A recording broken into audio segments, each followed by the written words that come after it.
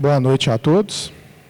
Satisfação para a gente poder estar aqui. Companheiro José Amaral também, grande colaborador do Movimento Espírita, para mais uma noite de estudo em que nós vamos procurar responder algumas perguntas aqui, evidentemente dentro das nossas limitações, mas sempre amparados aí naquilo que o Espiritismo tem para nos oferecer enquanto respostas às nossas indagações.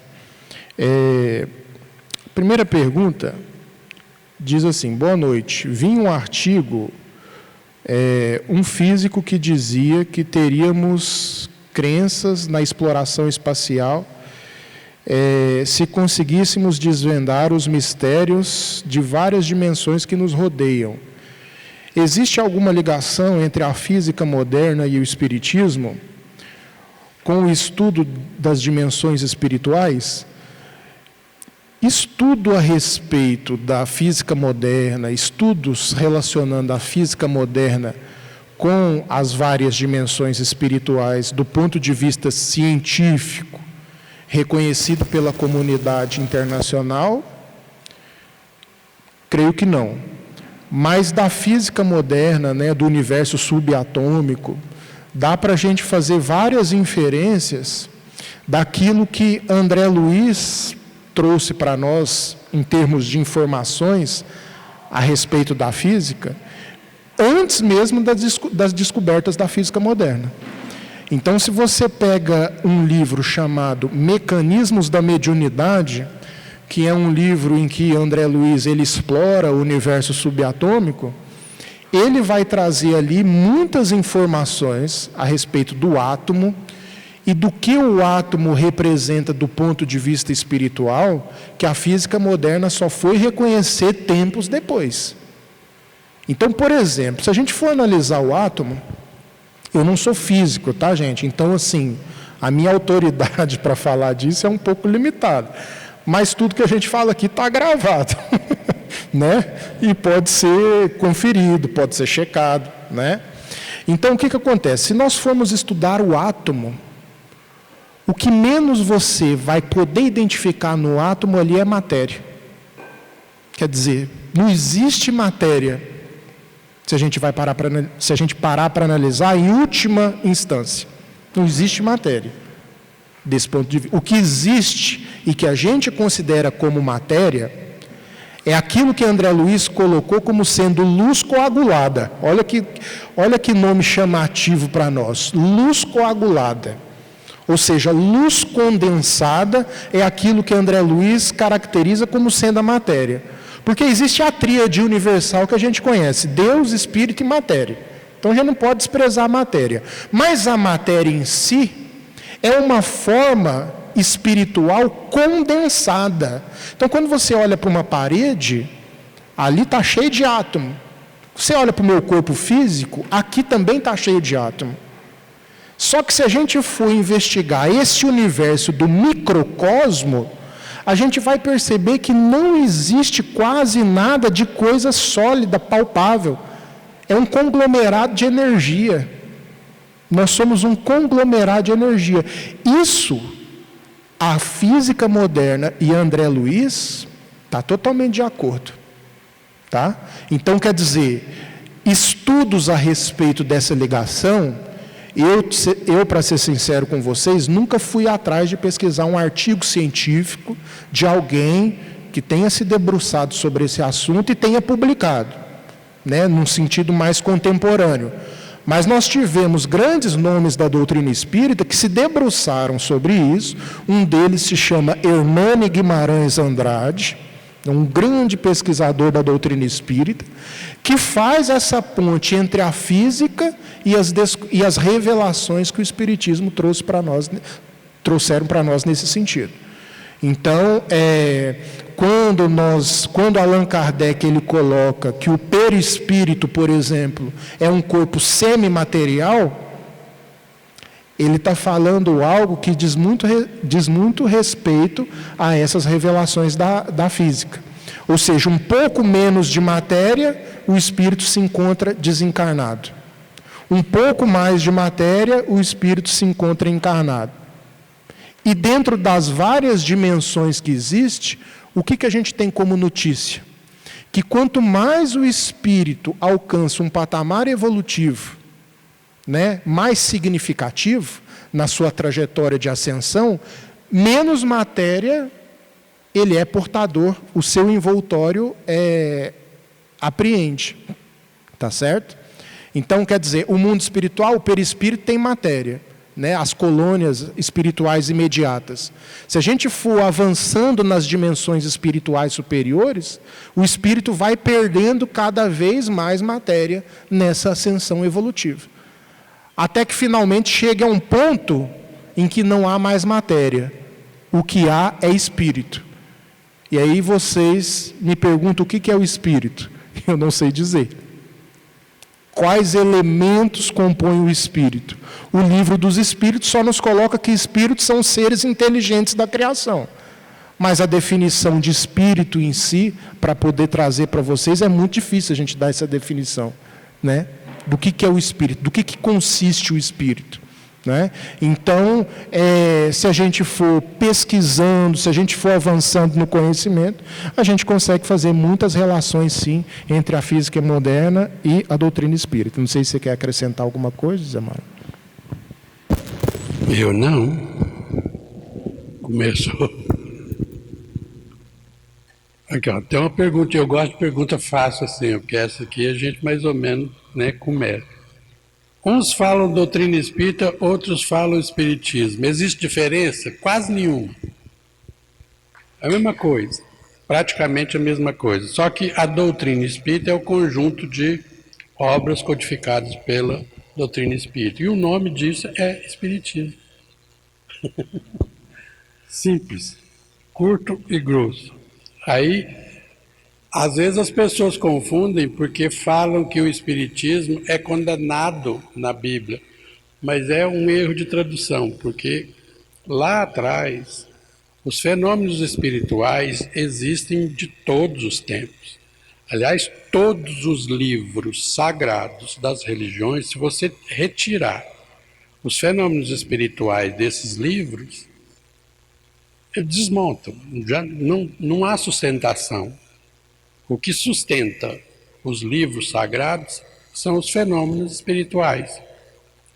A questão é que, em 1857, mais precisamente em 18 de abril de 1857, foi publicada a primeira versão do livro dos Espíritos. Foi ali, nessa data de nascimento, que surgiu a palavra espiritismo. Para quê? Para diferenciar de espiritualismo.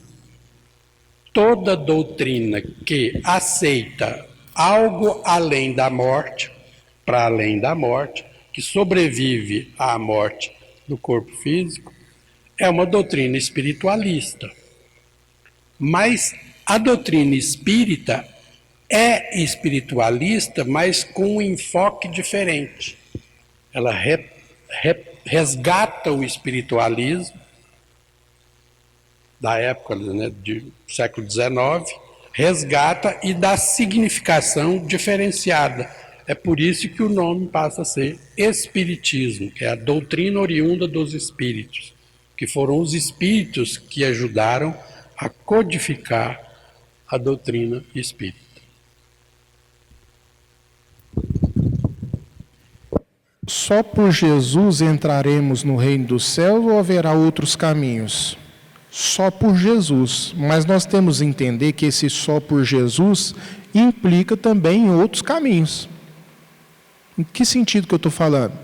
Jesus diz o seguinte para nós, uma frase muito conhecida, que saiu da boca do próprio Cristo. Eu sou o caminho, a verdade e a vida, ninguém vai ao Pai senão por mim. Não é isso? Todos nós conhecemos essa frase bem conhecida no Evangelho. No entanto, Jesus também fala que aquele que faz a vontade do Pai ouve a minha voz. Aquele que faz a vontade do Pai ouve a minha voz. E o que seria fazer a vontade do Pai? Aí eu pergunto para vocês. Quando a gente fala assim, fazer a vontade do Pai, o que seria isso? O que representaria isso? A gente tem um indicativo no Livro dos Espíritos. quando o Livro dos Espíritos nos coloca que as leis de Deus estão dentro de nós, fazer a vontade do Pai seria o quê? Uma obediência a essas leis, que estão dentro de nós, gravadas na consciência. Então, a consciência é uma bússola indicativa do melhor caminho que a gente tem para seguir. É como se fosse o DNA divino que todos nós trazemos enquanto criaturas, enquanto filhos do Pai. Todo filho, ele guarda o material genético do pai do ponto de vista biológico, não é assim? Do ponto de vista espiritual, nós guardamos também uma espécie de DNA do pai. Esse DNA que nós trazemos conosco de Deus se chama consciência.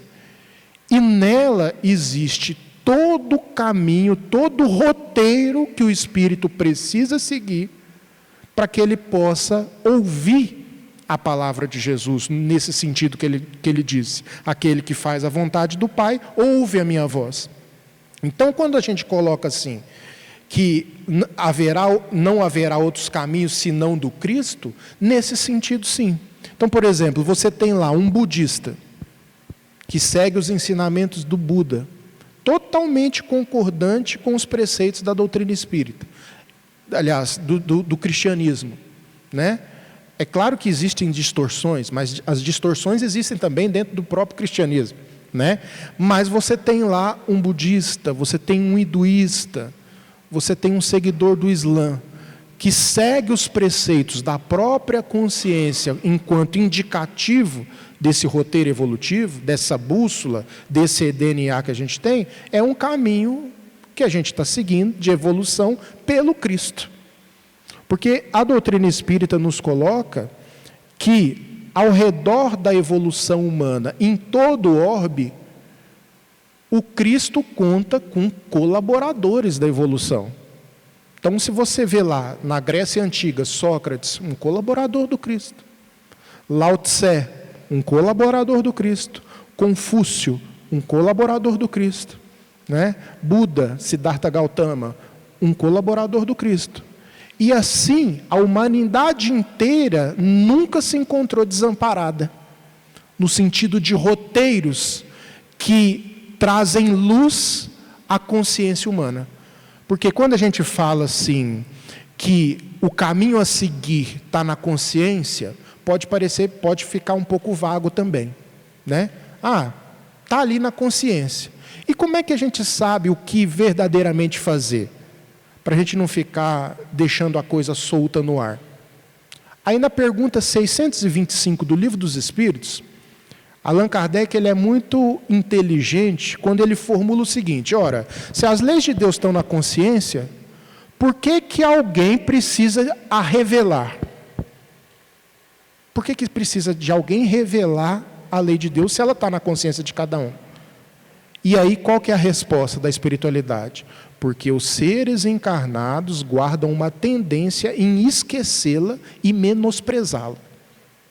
Então, toda vez que nós vemos um vulto da espiritualidade, como um Chico Xavier, como uma Madre Teresa de Calcutá, por que é tão arrebatador para nós? E por que a gente se encanta tanto com esses tipos de comportamento? Porque vem falar diretamente aquilo que eu trago dentro de mim enquanto leis internas, enquanto a minha própria consciência. Então é como se fosse uma comunicação de consciência para consciência. A observação de um grande exemplo revela em mim o que eu tenho de melhor a ser seguido. Então é mais ou menos isso que acontece, para a coisa não ficar tão vaga.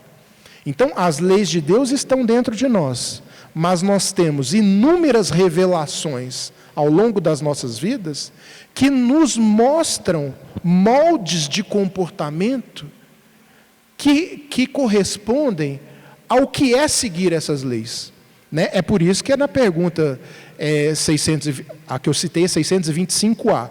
A 625 é Jesus como sendo o nosso modelo, né? Então, quer dizer, quando a gente observa algum exemplo de algum luminar da história da humanidade, a gente está observando o Cristo ali.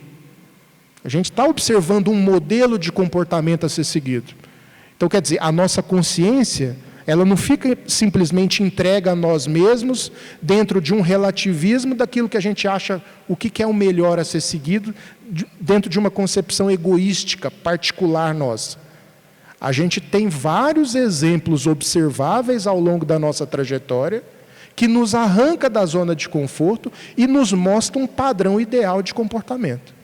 Então, nesse sentido, Jesus ele não é o único caminho, porque ele conta com inúmeros outros colaboradores que apresentaram para a humanidade a mesma trajetória a ser seguida que conduz ao Cristo, em última análise, né? Que conduz à reconexão, daí a palavra religião, do religare, que conduz os espíritos encarnados a se religarem com a sua essência divina.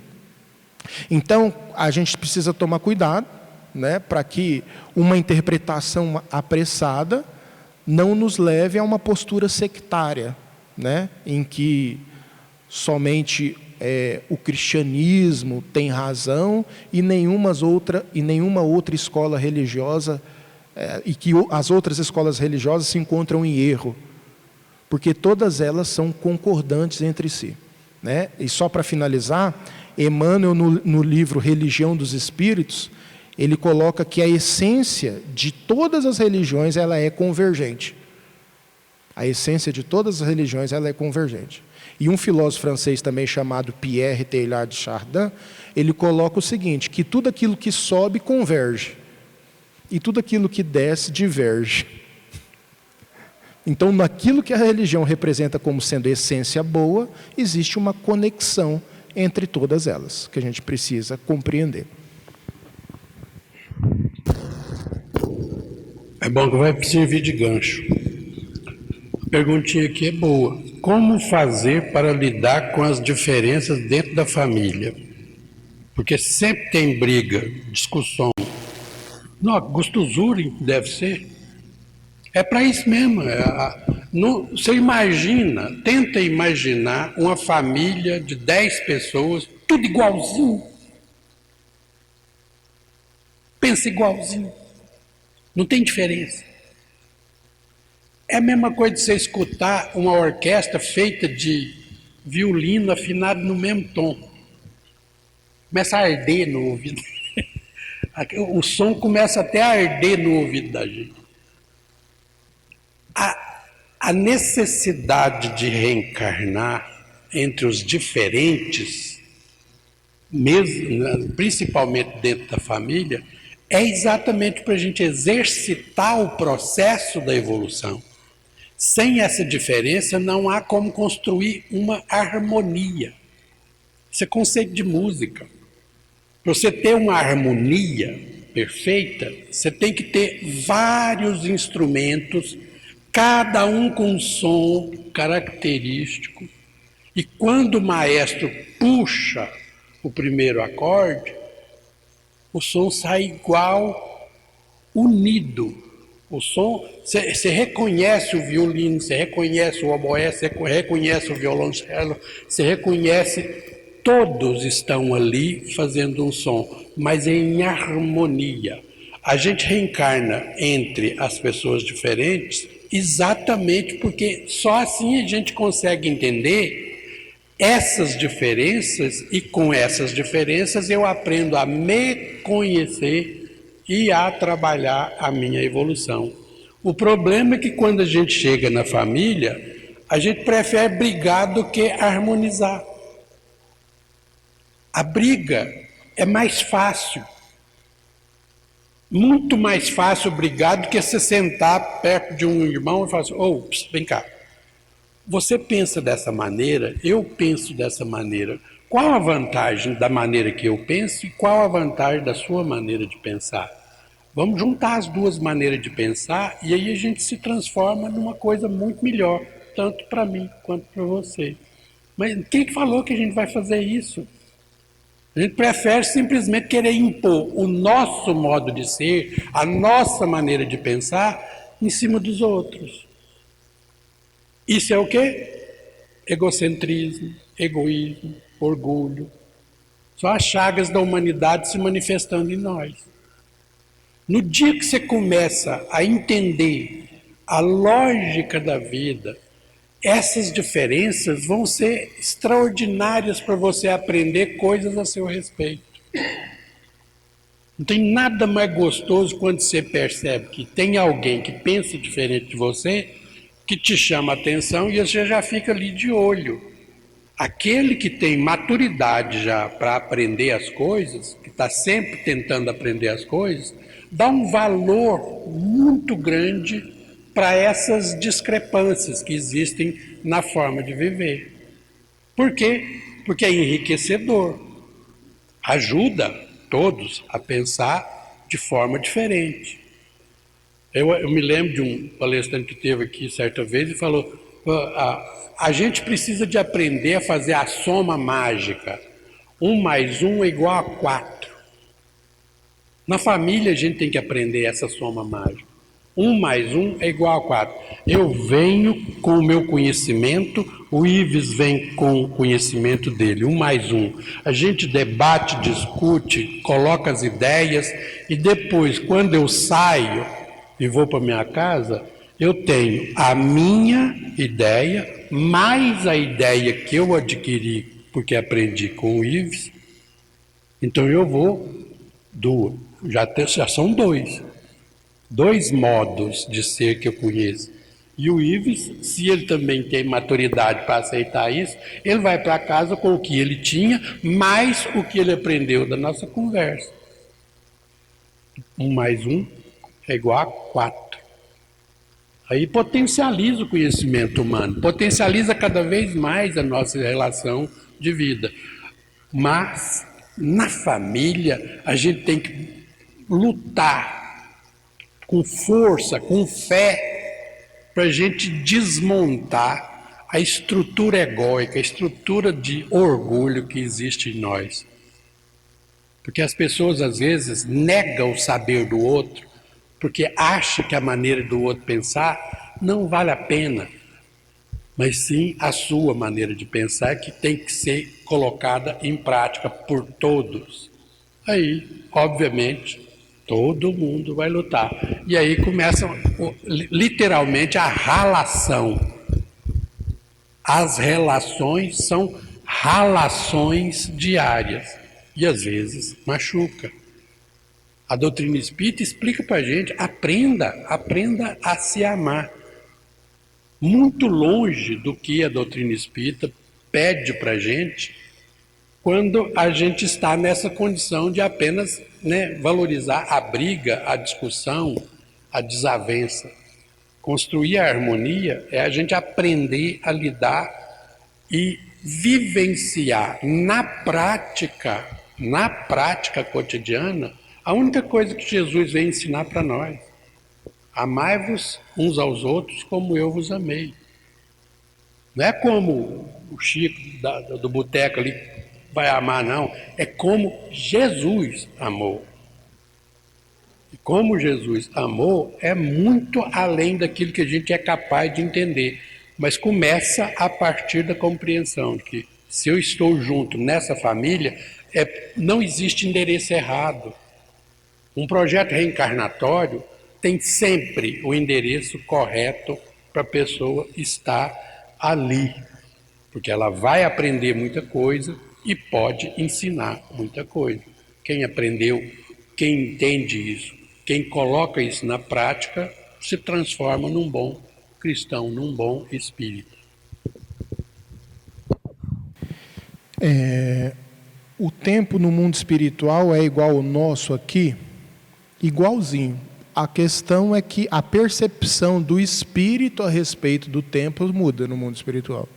Então, por exemplo, no plano material, a gente tem uma percepção do tempo um pouco mais, vamos dizer assim, ociosa. A gente tem uma percepção do tempo um tanto quanto distorcida, porque nós ainda estamos numa fase de transição evolutiva, em que as questões do espírito nos chamam a atenção, mas ainda não nos convenceram completamente. Ou seja, eu ainda não estou completamente convencido de que a vida continua após a morte do corpo físico. A verdade é essa. Porque se eu tivesse absolutamente convencido sobre a sobrevivência da alma após a morte do corpo físico, o materialismo não exerceria tanta influência sobre mim. Então nós vivemos meio que na dúvida, não completamente convencidos da realidade espiritual. E esse não convencimento da realidade espiritual nos faz encarar o tempo de outra perspectiva. Ou seja, aquilo que muitas vezes eu precisaria trabalhar em mim de uma maneira mais urgente, enquanto reforma dos meus sentimentos, enquanto reconciliação com o ente querido, que eu preciso reconciliar para fim de que eu possa libertar o meu coração, eu vou deixando para depois. Porque, na verdade, eu não dou tanta importância para isso. Eu dou muito mais importância para os valores da vida material do que para os valores da vida espiritual, que são valores diferentes. Por essa falta de convencimento, por essa falta de convicção na vida espiritual. É por isso que Humberto de Campos ele fala que a maioria de nós, e falando isso endereçado ao público espírita, nós somos espíritas, mas nós não vivemos como espírito. Porque viver como espírito significa a mais absoluta certeza da imortalidade da alma, né? Então, essa percepção do tempo, ela é diferenciada.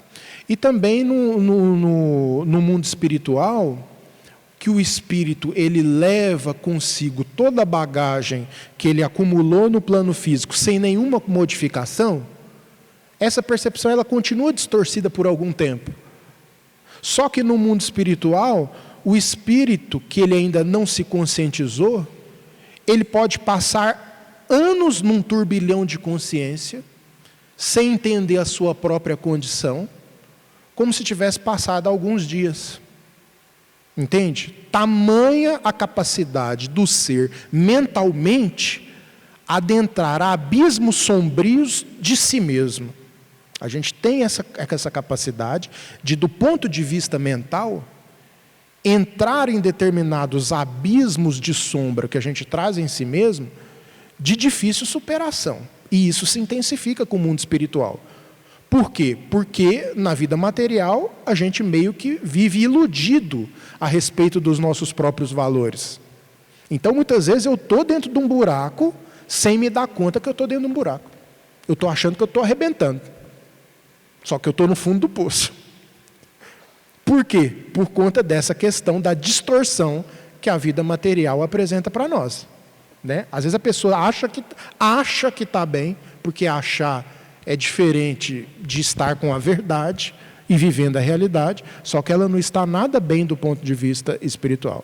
Ela está num absoluto abismo de sombra dentro de si mesma, perdido nos próprios pensamentos. Vou dar um exemplo para vocês para a gente poder compreender isso. Está lá no livro Nosso Lar. André Luiz, ele fez o seguinte, quando ele se reabilitou, quando ele foi... Vou tentar encurtar a história para poder passar para mais perguntas. Quando ele se reabilitou da sua condição de miséria que ele chegou na colônia de Nosso Lar, ele começou devagarzinho a acompanhar o caso de outros recém-egressos do umbral. Então ele começou a acompanhar lá os recém-chegados do umbral, né? Mais na condição de bisbilhoteiro do que na condição daquele com verdadeiro espírito de auxílio. Curiosidade. A pessoa tem curiosidade. Já viu pessoa que tem curiosidade de ver a miséria alheia? Né? Às vezes a pessoa é aficionada em programa de tragédia, né? A pessoa tem um gosto por ver a miséria dos outros. André Luiz foi com um pouco dessa reminiscência. Depois ele mesmo reconhece nos livros, de ver a miséria do outro. Por que as pessoas são tão aficionadas da miséria do outro? Porque isso dá uma falsa sensação de alívio a respeito das nossas próprias misérias. Tem uma frase de um filósofo chamado Schopenhauer que ele fala o seguinte, que a alegria da ovelha é quando o lobo come a do lado. Né?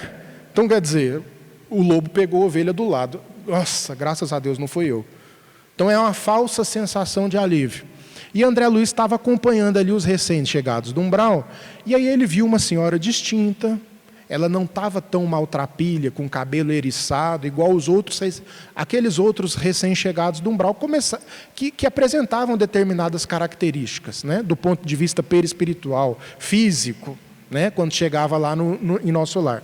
E aí ele viu uma senhora com traço distinto, chamou a atenção a vestimenta nobre daquela senhora.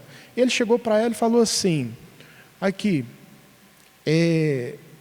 tudo bom? Tudo jóia. Por que você estava no umbral? Olha a pergunta do cara. Por que você estava lá no umbral? Sabe qual foi a resposta dela? Pasmem. A resposta dela foi: não sei.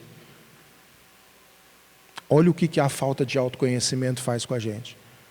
Já imaginou você tomando um couro sem saber por que está apanhando? Então é mais ou menos isso. A pessoa passou anos no umbral. Quando ele perguntou por que você estava lá, ela falou que não sabia. Isso é o cúmulo da tragédia. Talvez essa resposta dela foi pior do que os anos que ela passou lá. Porque representa uma falta de lucidez do espírito que ainda se encontra absolutamente perdido. Aí você fala assim, mas por que uma pessoa, um espírito, que não sabia o porquê que ela tinha passado tanto tempo no umbral, ela foi resgatada? Por quê? Se ela nem sabia o porquê que ela estava lá. Em função da misericórdia divina. Na palestra de logo mais eu vou explicar mais a respeito disso. Uma diferença entre mérito e misericórdia. Enfim, aí André Luiz conversando com ela, olha só, André Luiz fala assim, André Luiz checando lá informações, descobre que ela tinha desencarnado no ano de 1888. Vocês lembram o que remete essa data para nós? 1888? O que remete para nós? Abolição da escravatura, não é? 1888? Beleza. Então vai anotando essas informações. Aí o livro de Nosso Lar foi psicografado em que ano? 1943 ou 45, se eu não me engano. Faz as contas de quanto tempo a pessoa ficou no umbral. Quem que é bom em matemática aqui? Ninguém, gente? 57. Pois é, se a gente fica espantado com o André Luiz ter ficado 9 anos, a mulher tinha ficado 57. 57 anos no umbral, e sem saber o porquê que estava lá. Aí ele perguntou, quando ele perguntou por quê, ela falou assim, eu não sei por quê. Por quê? Porque é engraçado, né? Mas eu não sei o porquê eu estava lá. Eu ajudava o padre, eu sempre respeitei meu marido, cuidei dos meus filhos com muita dignidade. Até meus escravos eu tratava com respeito. Aí ele entendeu tudo. Mas por que eu estou falando isso, gente? Porque a percepção do espírito no plano espiritual, do tempo para o espírito no mundo espiritual, é completamente diferente. Para ela, aquele tempo ali não tinha sequer revelado o motivo da sua estada naquela região inferior, né? Então é por isso que André Luiz ele coloca que um século é um dia, um corpo uma veste, um triunfo uma aquisição, lá no prefácio também do livro Nosso Lar, colocando que do ponto de vista espiritual, a percepção dos espíritos a respeito do tempo é totalmente diferente da nossa.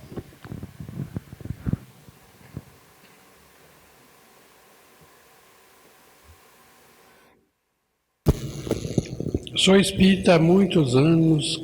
Quando eu desencarnar, desejarei ser cremada. Vou sentir a queimação? Boa pergunta. O que vocês acham, gente? A lógica do viver é aprender a desapegar-se ao longo da sua história. A gente precisa, obviamente, todos os desencarnes, não existe desencarne desamparado. Todo desencarne tem, no mínimo, algumas pessoas amigas para ajudar a pessoa no desencarne. Então, quando chega nesse momento, se a pessoa tiver um grau de apego muito grande, no corpo físico, provavelmente ela sentirá a sensação, se ela não estiver ainda naquele período em que a gente entra em torpor, porque geralmente na hora do desencarne, você entra em torpor, e aí vem um momento que é não saber o que está acontecendo. Tanto acontece daqui para lá, quanto de lá para cá, porque quando a gente nasce, a gente é criança, a gente não tem noção da realidade que está acontecendo no mundo físico. Quando a gente desencarna também, nesse nosso nível normal aqui, obviamente um espírito superior, né, o corpo cai para um lado, ele bate a poeira, né, dá uma chacoalhada assim no perispírito, limpa o resto e vai tocar a vida dele. Mas isso são espíritos superiores. A questão é que no nosso cotidiano normal aqui, na média normal, nós ainda precisamos passar por um período de adaptação ao mundo espiritual. E esse período de adaptação é um período confuso, é um período em que a pessoa não sabe o que está acontecendo com ela. Então, muito provavelmente, ela receberá ajuda, não vai sentir, né, as dores, entre aspas, imaginárias, né, da cremação. Mas, obviamente, a gente tem que treinar, enquanto a gente está encarnado, ao desapego, entender o que significa morrer, entender o que significa sair da condição de encarnados para entrar no mundo dos desencarnados, daqueles que estão fora do corpo físico. O problema é que a gente separa muito o que está no plano físico e o que está fora do plano físico. A gente acha que é uma coisa completamente diferente, e não é. Às vezes as pessoas me perguntam, Zé, onde fica o plano espiritual? Eu falei, aqui. Só que em outras dimensões. Tem outras dimensões. Na casa do Pai há muitas moradas. Essas dimensões se interpenetram. Às vezes você vira, às vezes a pessoa tem a mania, por exemplo, de fazer uma oração e olha para cima. Não, olha para baixo também. Para baixo tem um monte de espíritos que são superiores, que estão trabalhando em algum local. Tem regiões que podem ser, né, visitadas por espíritos superiores, que estão aí continuamente. É esse plano aqui, ó, esse plano. Só que a diferença é que nós estamos no macacão de serviço. Isso aqui é um macacão de serviço. Os que estão no mundo espiritual aqui, agora, nesse mesmo patamar, eles estão fora do macacão porque não estão na condição de encarnados, estão na condição de desencarnados. Mas estão aqui, no nosso meio. Os médiuns videntes, às vezes, olham e vê que a multidão dentro de um determinado local é enorme. Né? O Chico Xavier precisava perguntar, né? Você está vendo fulano? Estou. Não, então ele está encarnado. Aí, de vez em quando eu falo, você está vendo fulano que está... Não estou não. Então é um amigo espiritual. Quantas vezes ele entrava no hospital para entrar em tratamento, a interpenetração de mundos paralelos, entre aspas, né, que o Chico Xavier relatava, era tão comum para ele que às vezes ele virava para a enfermeira que estava tomando conta dele e falou, se eu começar a falar aqui, você não esquenta a cabeça não, que é as visitas que eu estou recebendo. Se você conseguir ver, provavelmente deve estar encarnado. Se não ver, não esquenta a cabeça não, que são os amigos que vêm para me visitar. A gente tem que aprender a viver assim. E aí, as questões que aparecem, por exemplo, como dúvidas, igual a essa de, será que eu vou sentir a dor? Não, a dor você não vai sentir nem aqui. A dor é apenas uma manifestação biológica de proteção para nós. A dor é nossa proteção, é para não deixar a gente perecer. Toda vez que a dor aparece, ela nos indica uma ação a ser tomada, a ser verificada, prestada atenção. Então ela é sempre benéfica. Mas a gente tem que aprender a lidar com esse mundo que se interpenetra em várias dimensões. Está aqui agora. Não tem diferença o mundo espiritual com o mundo físico não tem diferença. Às vezes a gente está tão acostumado que até na hora que a gente vai referir, a gente faz assim com a mão, né? Ó, dizendo que está lá ou que está cá. Não, é aqui. A gente tem que aprender a viver aqui. Essas dimensões que o Ivo estava falando agora mesmo. Imagina, por exemplo, os cristos que estão noutros planetas, nos sóis, nos outros sistemas solares. E a gente fica achando que é só o cristianismo é aqui, nesse planeta. Noutros planetas, noutros sistemas galácticos, são outras realidades que também estão a serviço de Deus, a serviço e cumprindo a lei divina, ensinando todo o processo da vida, que a gente entende como vida, porque é isso que está acontecendo aqui agora. Eu estou vivo, e eu estou vivo me comunicando com vocês. Olha que maravilha. Isso me fascina. Né? Vou até, já que está acabando, enfia essa pergunta aqui, ó. Essa pergunta aqui, que você vai dar sequência à pergunta que eu acabei de responder, ou pelo menos acho que respondi. Já que a única certeza que temos é que um dia vamos morrer, então para que viver? Já que eu sei que daqui a pouco eu vou ter sede de novo, para que eu vou tomar água, né? O copo está aqui.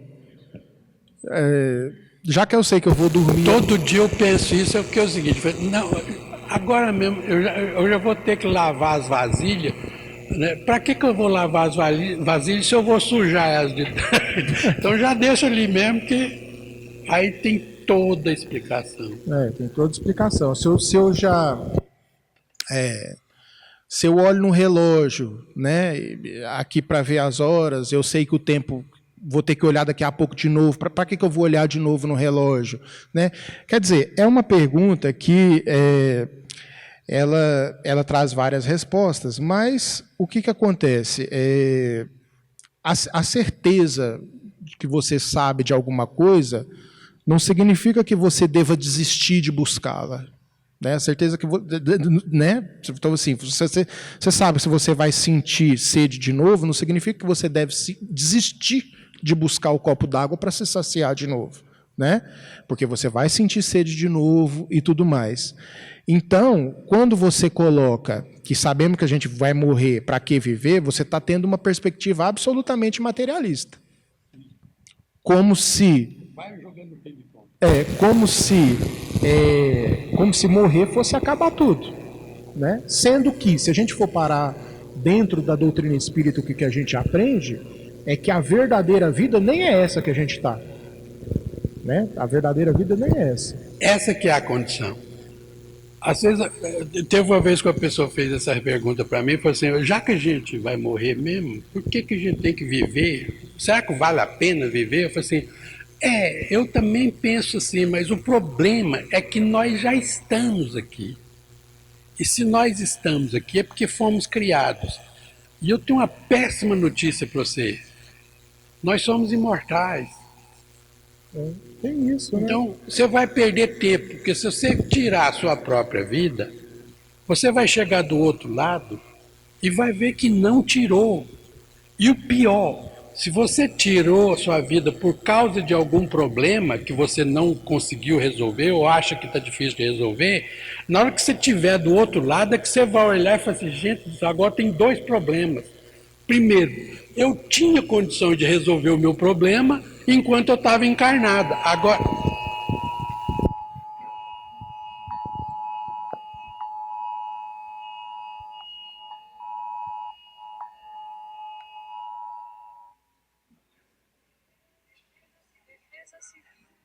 Defesa Civil. De ocorrência de enchente e inundação em áreas de ocupação urbana. Proteja-se. Olha. Alguém recebeu também? É assim mesmo?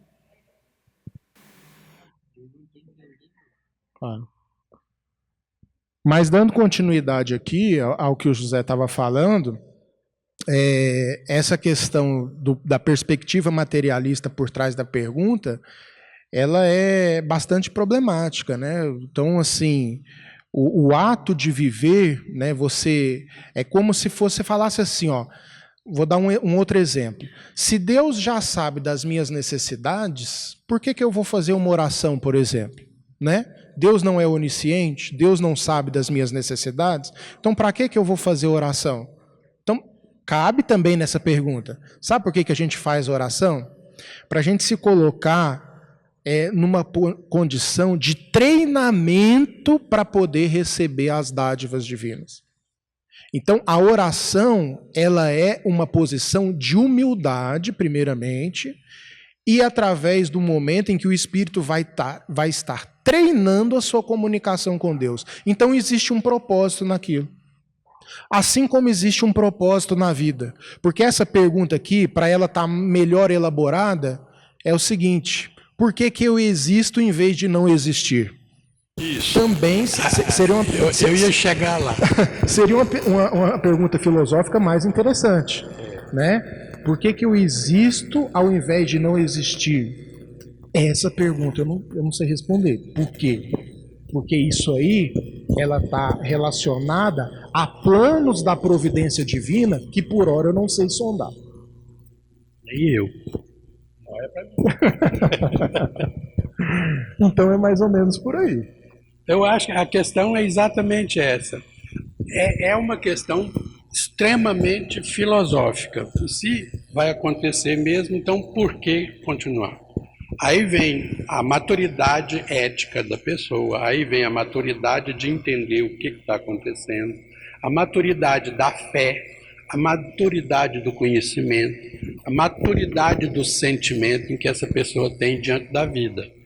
Quando você começa a dar conta de responder para si mesmo os motivos da própria existência, você começa a entender que só o fato de estarmos aqui, existe naturalmente um propósito. Nós estamos aqui. Aliás, né, o Tomás, né, como é que ele chamava? Do cartesiano, René Descartes. René Descartes, ele parte exatamente disso, para construir, começar do zero. Eu penso, logo, eu sou, eu existo, eu estou aqui. A única coisa que eu posso duvidar, né, é isso. Então, a única coisa que eu posso duvidar em todos os aspectos da vida é que eu não tenho condições de negar que se eu estou pensando aqui agora, falando para vocês, eu existo.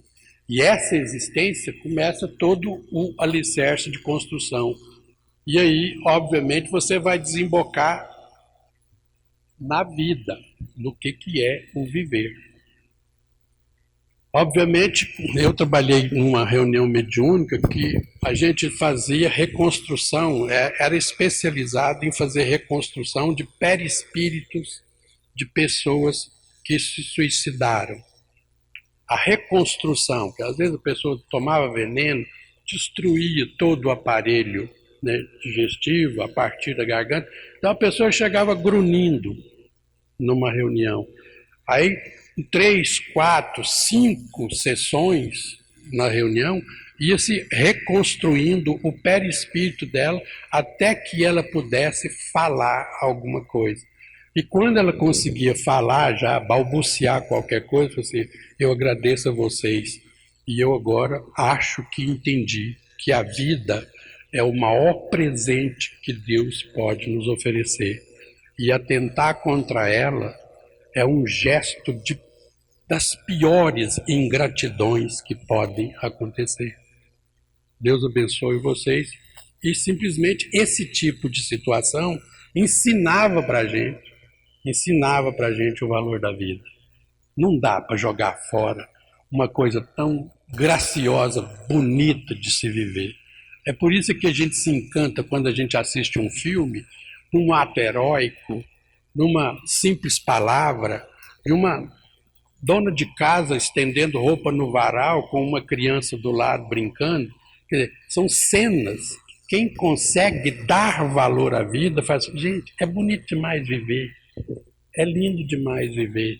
E eu preciso disso aqui para usufruir, para degustar cada segundo da minha vida, cada segundo da nossa existência. Porque aí a gente vai crescer muito mais. Boa noite, gente.